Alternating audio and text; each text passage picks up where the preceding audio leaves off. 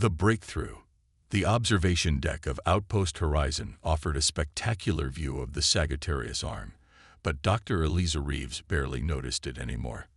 After 5 years stationed at this remote human research facility, the swirling nebula and distant stars had become merely the backdrop to her work.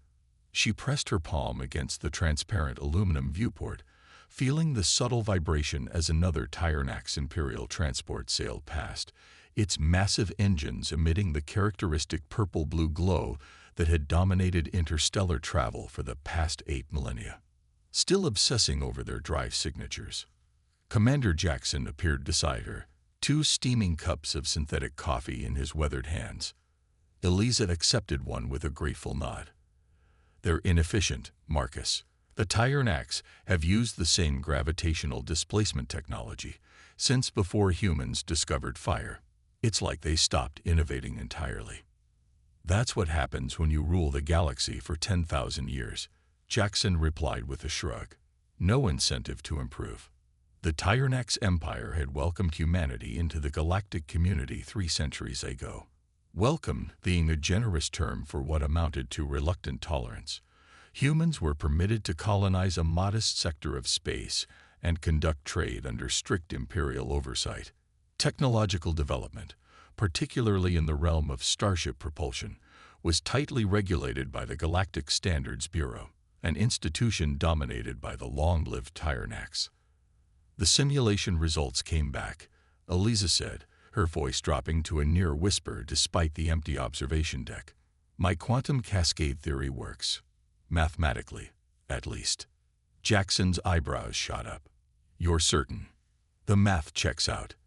If I'm right, we could reduce interstellar travel time by a factor of 20 minimum, and the energy requirements would be a fraction of the imperial standard." The commander's expression darkened. "The Bureau would never approve testing. You know how they feel about disruptive technologies." Eliza's fingers tightened around her cup. "Which is why I'm not going to ask for permission." 3 days later, Eliza found herself in the station's underutilized engineering base C, surrounded by a small group of conspirators. Dr. Sanjay Patel, a theoretical physicist whose unorthodox ideas had relegated him to the outpost's waste reclamation project. Lieutenant Sophia Chen, a propulsion specialist who had been passed over for promotion after questioning imperial technical standards, and technician Aidan Cooper, whose gift for improvising with limited resources had earned him the nickname Scraffy Wizard. "What I'm about to show you violates at least 6 imperial technology protocols," Eliza began, activating a holographic display. "If anyone wants to leave now, there won't be any questions asked." No one moved. "Good," she continued, expanding the simulation model. "This is the quantum cascade drive. Unlike the gravitational displacement method the Tyrannax use, which essentially pushes against spacetime like an oar in water, the QCD creates a series of quantum-level disruptions ahead of the vessel." Sanjay leaned forward, his eyes widening. "You're creating a quantum pathway before the ship even moves." "Exactly. The ship doesn't push through space. Space makes way for the ship." Sophia whistled softly. "The Bureau will have an aneurysm. This contradicts their immutable laws of interstellar physics, which is why we're going to build it in secret," Eliza said. "And we're going to prove it works before they can shut us down." The following weeks dissolved into a blur of clandestine labor. They worked during night shifts, repurposed decommissioned equipment, and falsified supply requisitions. Aidan proved invaluable, transforming outdated components into precision instruments, with nothing more than intuition and ingenuity. Sanjay refined the theoretical model while Sophia integrated it with existing propulsion systems. Their test vehicle was hardly impressive, little more than a modified maintenance drone fitted with the prototype drive and a suite of sensors. But if Eliza's calculations were correct, it would be enough to demonstrate the principle. Remote activation in 3, 2, 1. Eliza initiated the sequence from their makeshift control center, hidden in a maintenance shaft. On the display, the drone pulsed with energy. For a terrifying moment, nothing happened. Then space itself seemed to shudder around the tiny craft, and it vanished. Did it work, or did we just vaporize it? Aiden asked, his voice tight. Eliza's fingers flew across the control panel, checking long-range sensors. There, it's at the target coordinates. Travel time, 1.7 seconds for a distance that would take an Imperial shuttle nearly 40 minutes. The room erupted in hushed cheers and embraces, the team's elation tempered by the need for continued secrecy. They had done it, broken through a technological barrier that the Tyrannax Empire had declared insurmountable. We need to scale it up, Sophia said, excitement coloring her voice. Prove it works for more than just a drone. I've been thinking about that, Eliza replied, pulling up schematics for an old survey vessel gathering dust in the outpost's auxiliary hangar. The Pathfinder is scheduled for decommissioning next month, if we could get access to it before then. Commander Jackson's security clearance provided the necessary access, though his involvement came with a stern warning. When, not if, the Tyrannax find out about this, there will be consequences. Make sure it's worth it. The Pathfinder required extensive modifications to accommodate the quantum cascade drive. The team worked in shifts, stealing moments between their official duties to gradually transform the aging vessel. What they lacked in resources, they made up for in creativity and determination. The power coupling is unstable, Sophia reported during their final systems check. It's holding for now, but I don't know for how long. It only needs to hold long enough for a demonstration, Eliza said, running her hand along the ship's newly installed control panel. Once we prove the concept works at scale, we can refine the engineering. The test was scheduled for a period when the outpost's command staff would be occupied with a routine Imperial inspection. With Jackson running interference, the team would have approximately 30 minutes to launch the Pathfinder, conduct the test, and return before their absence was noticed. Launch day arrived with the oppressive weight of anticipation. Eliza took the pilot's seat, with Sophia monitoring the drive systems and Sanjay tracking the quantum cascade patterns. Aiden remained in the auxiliary control room to manage the outpost's sensor logs, ensuring their unauthorized departure wouldn't be recorded. Releasing docking clamps, Eliza announced, her voice steadier than she felt. The Pathfinder drifted free from the outpost, conventional thrusters pushing it to a safe distance. Drive systems nominal, Sophia reported. QCD ready for activation. Eliza took a deep breath. Setting coordinates for the Jupiter way station. Initiating quantum cascade drive in 3, 2, 1. The universe blinked. Where there had been stars, suddenly there was a massive space station surrounded by the familiar sight of Jupiter's swirling clouds. The journey that should have taken 6 hours at maximum Imperial speed had occurred in less than 10 seconds. By all that's sacred, Sophia whispered, staring at the navigation display. We did it. Eliza allowed herself a moment of pure triumph before reality reasserted itself. Setting return coordinates. Let's get back before. A priority communication cut through their celebration, Commander Jackson's face appearing on the main screen. His expression told them everything they needed to know. They're here, he said without preamble. A Tyrannax Imperial cruiser just arrived at the outpost. They detected your jump. The quantum ripples set off every alarm in their monitoring network. The Archon of the Seventh Circle is demanding an explanation. Eliza exchanged glances with her teammates. The Archon was one of the highest-ranking officials in the Imperial hierarchy, responsible for technological compliance throughout this sector of space. We're coming back, she said. No, Jackson countered. They've already locked down the outpost. If you return now, they'll confiscate everything and you'll disappear into an Imperial detention facility. He paused, his expression hardening with resolve. Take the Pathfinder to New Terra. Contact Admiral Chen at Fleet Command. Show them what you've created. The transmission cut off abruptly. Silence filled the Pathfinder's bridge as the implications settled over them. They had crossed a line from which there was no return. The Tyrannax Empire, which had ruled undisputed for millennia, would not tolerate this challenge to their technological dominance. Set course for New Terra, Eliza said finally. It seems we've just started a revolution. As the quantum cascade drive engaged once more, the stars blurred around them. Behind them, the rigid order of the galaxy trembled on the edge of monumental change, all because a handful of humans had dared to question the immutable laws of an ancient empire. The confrontation. 3 weeks after the Pathfinder's revolutionary jump, the situation had escalated beyond anything Eliza could have anticipated. New Terra's massive orbital shipyard, typically reserved for military vessels, had been commandeered for what was now called the Quantum Initiative.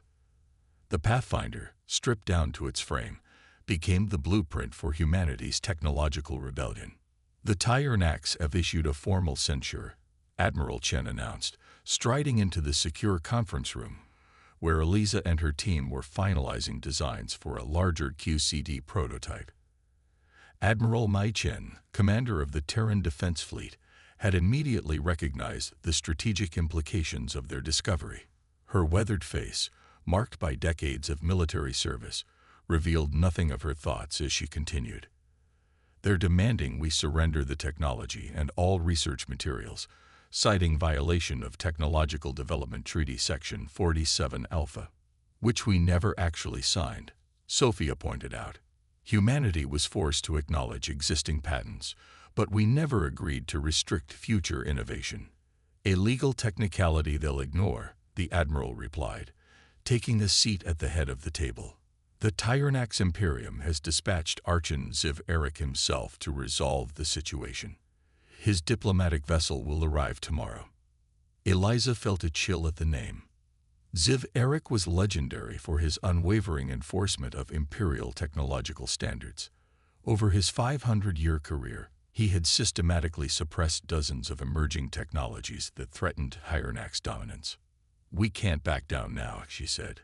The QCD works. We've completed 3 successful tests with the improved prototype. Admiral Chen's expression remained impassive. The diplomatic corps wants to negotiate. They're suggesting we offer to share the technology in exchange for concessions.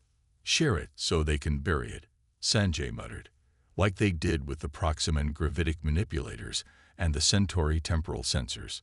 I've been authorized to offer an alternative approach, Chen said, activating a holographic display that showed a sleek vessel unlike any in the human fleet.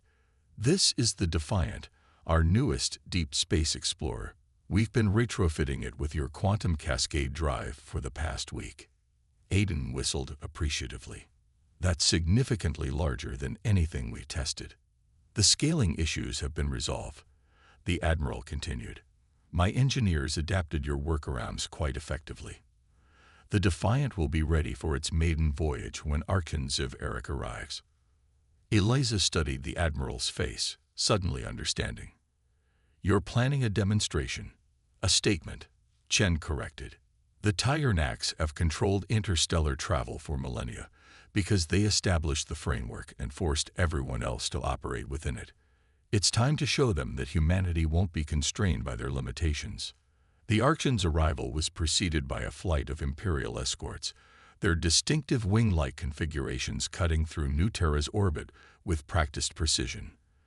The diplomatic vessel itself was a marvel of ancient engineering, a massive construct of gleaming metal and crystalline structures that had probably been traversing the stars since before humans had discovered electricity.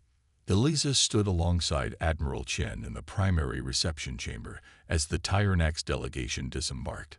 Archon Ziv Eric moved with the deliberate grace of his long-lived species, his iridescent scales shifting from emerald to sapphire with each movement.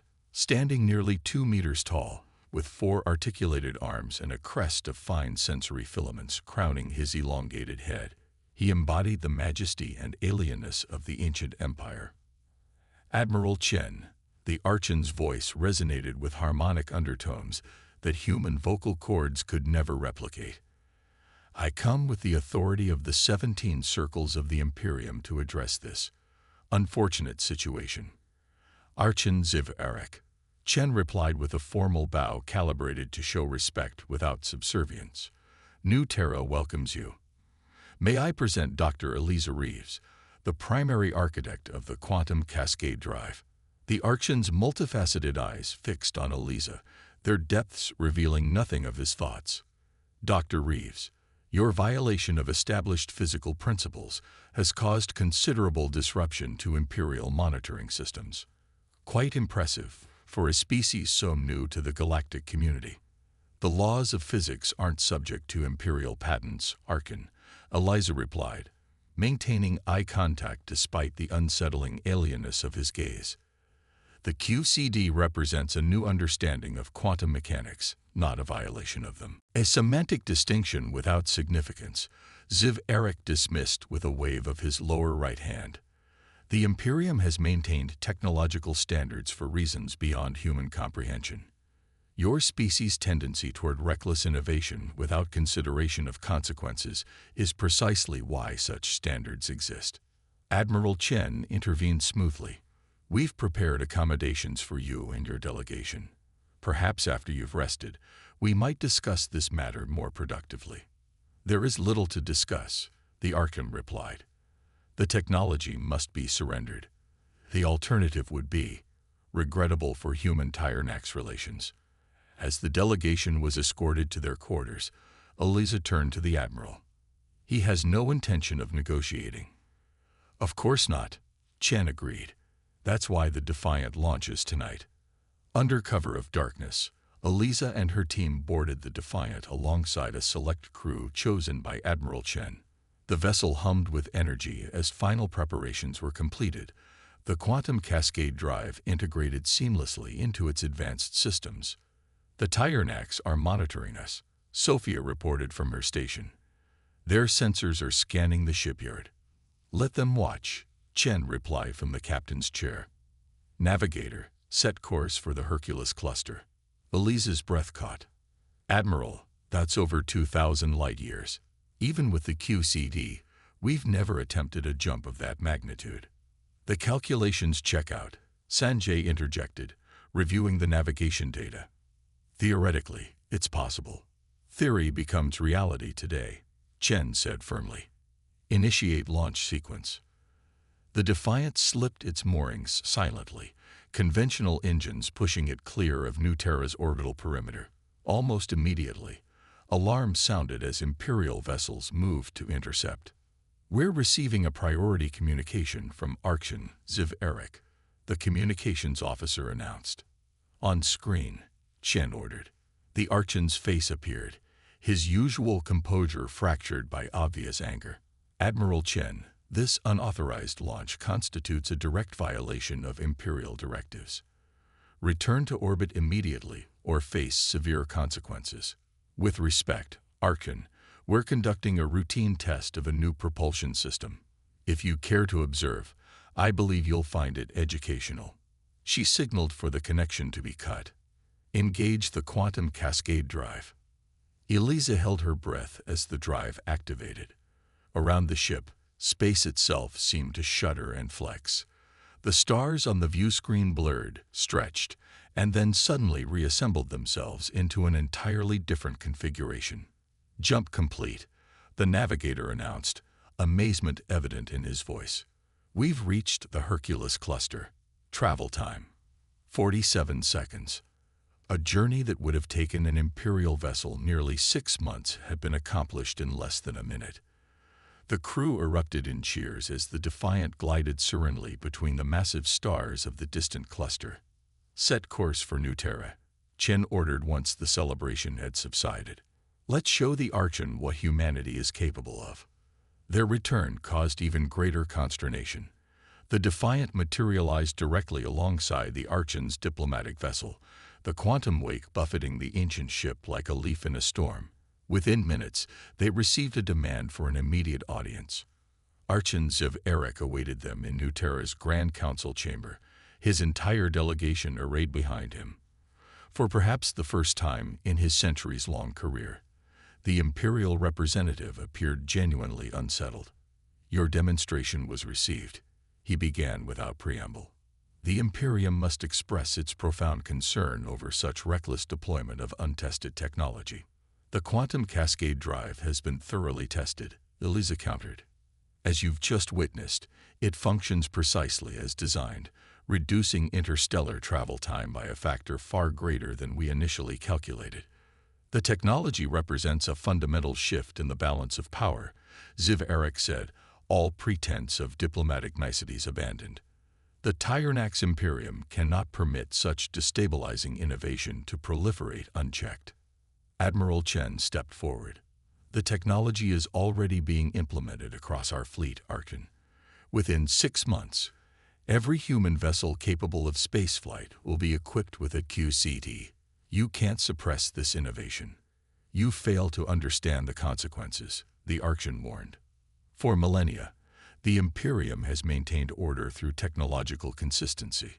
Species advance at a controlled rate, preventing the chaos of unchecked progress, or preventing anyone from challenging Tyrannax dominance, Elisa suggested quietly. For a long moment, the ancient alien regarded her with unreadable eyes. Then, surprisingly, he inclined his head slightly. Your species' perspective is limited by your brief existence. You cannot comprehend the cycles of rise and fall, the devastation wrought by technological leaps divorced from wisdom. Perhaps, Chen acknowledged. But humanity has always learned by doing, by pushing boundaries. We're offering to share the quantum cascade drive with the Imperium and all galactic species, not hoard it for advantage. Sharing accelerates disruption, Ziv Eric countered, though his tone had moderated. However, it appears we face a new reality. The Imperium must adapt, as it has during previous transitions. It wasn't surrender. The Tyrannax were too proud for that. But it was recognition. In the span of a month, humanity had accomplished what no other species had managed in 10 millennia. They had forced the ancient empire to acknowledge change. As negotiations continued over the following weeks, the implications rippled across the galaxy. Other species, long suppressed by imperial technological constraints, began reaching out to Earth. The quantum cascade drive became the symbol of a new era, one where innovation transcended artificial limitations. Did you ever imagine it would come to this? Sophia asked as she and Eliza stood on the observation deck of the new Terra shipyard, watching as workers retrofitted vessel after vessel with key CD technology. Eliza smiled, remembering the small drone that had started it all. I just wanted to prove the math worked. Everything else. She gestured at the bustling activity, at the Imperial liaison vessels now in orbit, at the representatives from a dozen species awaiting meetings. This is bigger than any of us. Humanity's gift to the galaxy, Sophia said, breaking the chains no one even realized they were wearing. As the stars stretched out before them, Eliza thought about all the frontiers yet to be crossed, all the innovations yet to be discovered. The Tyrannax Empire had maintained its dominance by convincing everyone that the boundaries of possibility had been reached. Humanity had just proven otherwise.